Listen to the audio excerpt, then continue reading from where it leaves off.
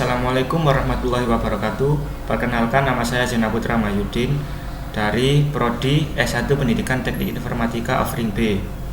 Saya akan menjelaskan tentang korupsi dan upaya pemberantasannya dalam pandangan Islam.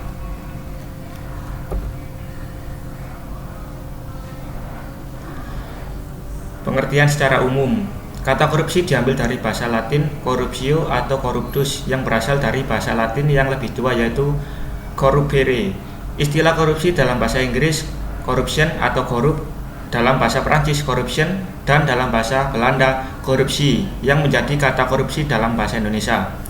Henry Campbell Black dalam Black Law Dictionary menjabarkan korupsi adalah perbuatan yang dilakukan dengan maksud memberikan keuntungan yang bertentangan dengan tugas dan hak orang lain. Perbuatan seorang pejabat atau orang pemegang kepercayaan yang secara bertentangan dengan hukum secara keliru menggunakan kekuasaannya untuk mendapatkan keuntungan untuk dirinya sendiri ataupun orang lain, bertentangan dengan tugas dan hak orang lain. Dalam KBBI dijelaskan bahwa korup adalah suka memakai barang yang dipercayakan kepadanya, sedangkan mengkorup adalah merusak atau menyelewengkan barang milik perusahaan tempat kerjanya. Korupsi adalah penyelewengan atau penyalahgunaan uang negara untuk kepentingan pribadi orang lain. Korupsi dalam pandangan Islam. Dari hadis riwayat Ibnu Majah, hadis ke-2227 dijelaskan bahwa kita sebagai umat muslim yang menganut hukum syar'i dianjurkan dalam mencari harta atau rezeki harus dengan cara yang halal dan benar. Tidak boleh mencari harta dengan cara yang haram. Apabila kita mencari harta dengan cara yang salah, maka kita telah melanggar perintah Allah dan termasuk dosa yang besar. Seperti yang biasa kita sebut dengan korupsi. Korupsi bukan hanya soal pencurian. Pencurian hanya berdampak ekonomi, namun korupsi berdampak holistik. Jika korupsi ada di dalam sistem pemerintahan, maka semua aspek kehidupan berbangsa dan bernegara akan rusak. Hal ini sangat menyimpang dengan ajaran Islam yang menganjurkan kita untuk mencari rezeki dengan cara yang halal. Kerugian yang dialami, yang pertama, termasuk dosa yang besar. Yang kedua, dapat berdampak holistik bagi negara. Yang ketiga, mendapat predikat yang buruk. Yang keempat, mencemari nama keluarga dan agama. Penjelasan bentuk korupsi. Yang pertama, suap menyuap. Suap menyuap merupakan suatu hadiah penghargaan pemberian keistimewaan yang dijanjikan dengan tujuan merusak pertimbangan atau tingkah laku terutama dari seorang yang dianggap pejabat publik.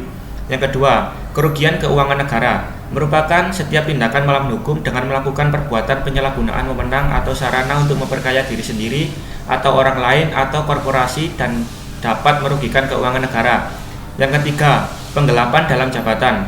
Penggelapan dalam jabatan merupakan suatu tindakan tidak jujur dengan menyembunyikan barang atau harta orang lain oleh satu orang atau lebih tanpa pengetahuan pemilik barang dengan tujuan untuk mengalih milik, menguasai, dan digunakan untuk tujuan yang lain. Yang keempat, pemerasan.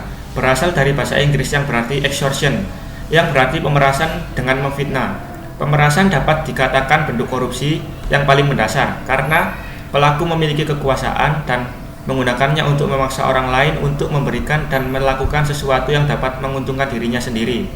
Yang terakhir adalah perbuatan curang, merupakan ketidakjujuran dan ketidakadilan terhadap sesuatu hal. Dalam konteks bentuk korupsi ini, perbuatan curang dapat diartikan sebagai tindakan tidak jujur seorang terhadap apa yang seharusnya dilakukan. Pemberantasan korupsi. Cara pemberantasan korupsi dalam perspektif Islam. Yang pertama, sistem pengajian yang layak. Aparat harus bekerja dengan sebaik-baiknya, dan itu sulit berjalan dengan baik bila gaji mereka tidak mencukupi, karena para birokrat juga manusia biasa. Oleh karena itu, harus ada upaya pengkajian menyeluruh terhadap sistem penggajian dan tunjangan di negeri ini. Kedua, larangan menerima suap dan hadiah. Hadiah dan suap yang diberikan seseorang kepada aparat pemerintah pasti mengandung maksud tertentu.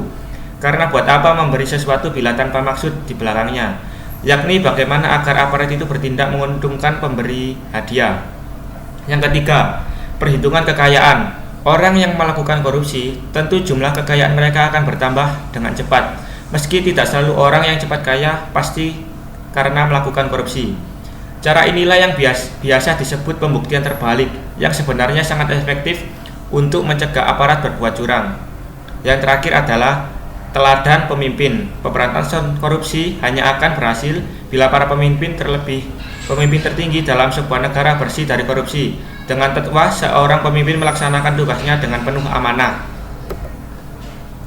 Sekian presentasi dari saya. Atas perhatiannya saya ucapkan terima kasih. Wassalamualaikum warahmatullahi wabarakatuh.